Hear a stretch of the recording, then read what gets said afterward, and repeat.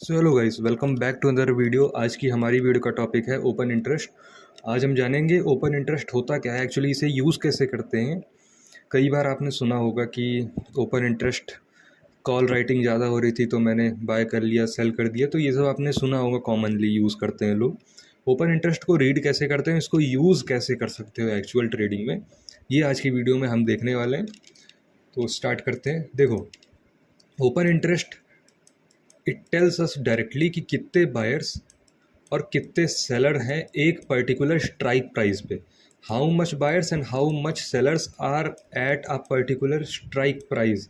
उसके बेसिस पे आप डिसाइड करते हो कि मार्केट अप साइड जा सकती है या डाउन साइड जा सकती है। जैसे मैं आपको एग्जांपल देता हूँ, सपोज करो 23,800 का स्ट्राइक प्राइस है। यहाँ पे बायर्स ज़्यादा है, बायर्स 20 लाख हैं और सेलर्स यहाँ पे 5 लाख हैं।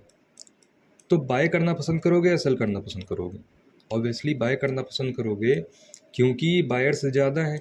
सिंपली यही करना होता है। अब एक स्ट्राइक प्राइस को देख के हम लोग नहीं डिसाइड कर सकते मार्केट ऊपर जाएगा नीचे जाएगा। तो हमें एक ओवरऑल 6 से 8 स्ट्राइक प्राइस हमें देखनी होती है कि कहाँ पे बायर ज़्यादा है, यहाँ पे सेलर ज़्यादा है। उसको ओवरव्यू एक उसको कैलकुलेट करके पूरे को हम लोग एक व्यू बनाते हैं, मार्केट अप साइड जा सकता है, मार्केट डाउन साइड जा सकता है। ओके, तो लेट्स सी। देखो, ये है ओपन इंटरेस्ट का पूरा चार्ट है ये। देखिए, अब सपोज करिए 23,800 पे अगर मैं देखूं तो यहाँ पे पुट ओ आई 45 लाख है और कॉल का ओ आई 1.6 लैक्स है। अब आप कहोगे भाई पुट का ओ आई 45 लैक्स है, इसका मतलब मार्केट नीचे जाएगा। नहीं, आपको कभी भी ऑप्शन चेन को और ओपन इंटरेस्ट को ऑप्शन बाइंग के नज़रिए से नहीं देखना होता है, क्योंकि जितने भी बड़े प्लेयर्स हैं वो ऑप्शन सेलिंग करते हैं। They don't buy options. Option buy वो लोग करते हैं, but most of the time they do option selling. तो हमें ऑप्शन सेलिंग के नज़रिए से देखना होता है ऑप्शन चेन और ओपन इंटरेस्ट को। तो इसीलिए 45 लाख जो यहाँ पे पुट है वो एक्चुअल में सपोर्ट दे रहा है मार्केट को। पुट को हम एज अ सपोर्ट कंसीडर करेंगे, रेजिस्टेंस नहीं। ठीक है, पुट को as a support we will consider और कॉल को एज अ रेजिस्टेंस हम लोग कंसीडर करेंगे। इसको याद रखना, पुट को हम लोग सेलिंग के नज़रिए से नहीं देखेंगे, बाइंग के नज़रिए से देखेंगे, और कॉल को हम लोग बाइंग के नज़रिए से नहीं, सेलिंग के नज़रिए से देखेंगे। ठीक है। अब 23,800 पे यहाँ पे कॉल वाले ज़्यादा हैं, सॉरी पुट वाले ज़्यादा हैं, तो इसका मतलब ये लोग मार्केट को गिरने नहीं देंगे। कॉल वाले बहुत कम है, तो यहाँ से मार्केट ऊपर चला जाएगा।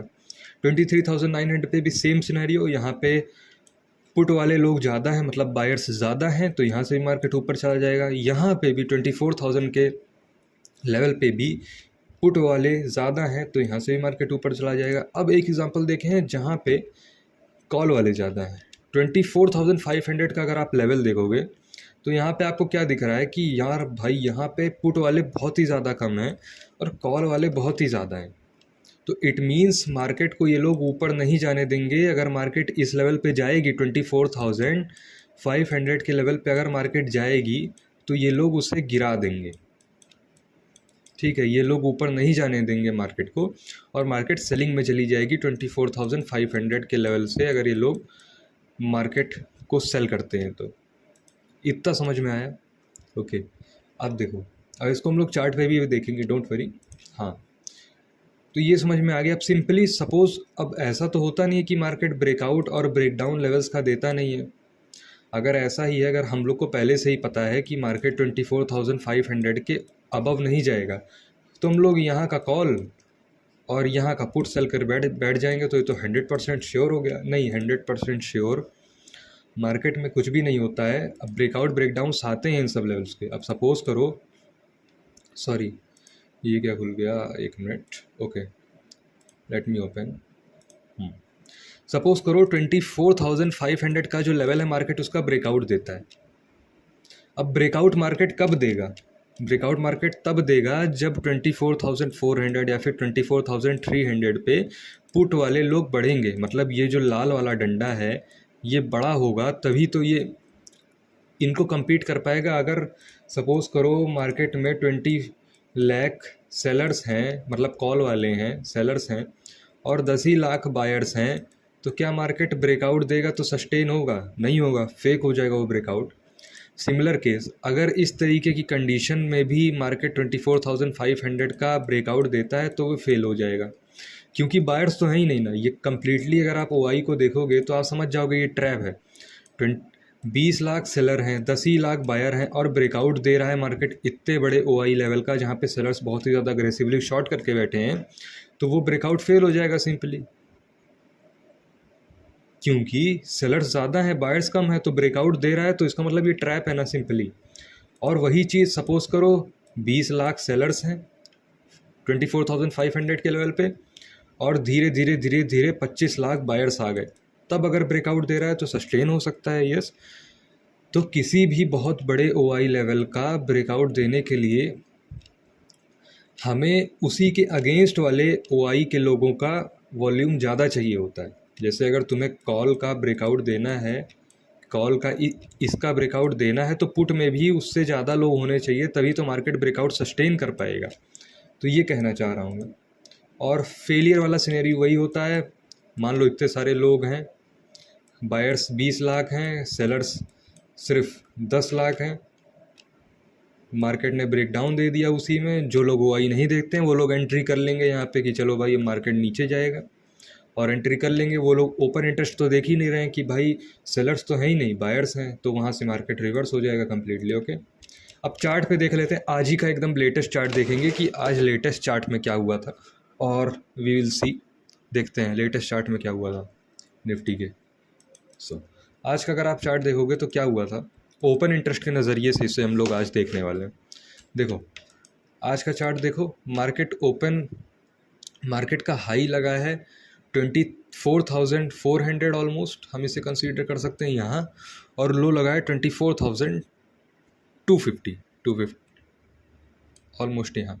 अब ओआई देख लेते हैं इन दोनों जगह।